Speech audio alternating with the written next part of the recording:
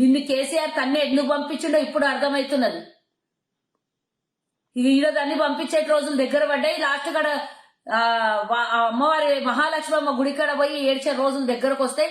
అది గుర్తుంచుకో. ఇంకొకసారి ముఖ్యమంత్రి గారికి గాని లేకపోతే మా నాయకులకు గాని ప్రభుత్వం మీద గాని అడ్డమైన చట్టకూతలు కూస్తే నోటికి ప్లాస్టర్ వేసి లేదా నాలుక గుంజి కోసేస్తారని హెచ్చరిస్తున్నా. నువ్వు పెద్దోడివో చిన్నోడివో పదవుల పెద్దోడివో నాకు అనవసరం. మా ముఖ్యమంత్రి గారిని తిట్టినాక నువ్వు ఎంతోడివైనా మాకు అనవసరం. నోరు జాగ్రత్త పెట్టుకో, అదుపులో పెట్టుకో, కంట్రోల్లో పెట్టుకో. లేదంటే చాలా దీనికి పరిణామం ఎదురు చూడాల్సి ఉంటది. నువ్వు చాతగాని దద్దమ్మలో పార్లమెంట్ లో ఒక్క రూపాయి దేనికి చేత కాలేదు గాని ఇప్పుడు పెద్ద పెద్ద మాటలు నరుకుతున్నావు. రాష్ట్రాన్ని ఇంత అన్యాయం చేసే కేసీఆర్ మీద ఒక మాట ఎందుకో మాట్లాడతలేవు. నీకు అన్యాయం చేసిందని తెగ ఏడ్చినావు అప్పుడు కుటుంబ సమేతంగా. ఇప్పుడు మాట్లాడవు ఎందుకో?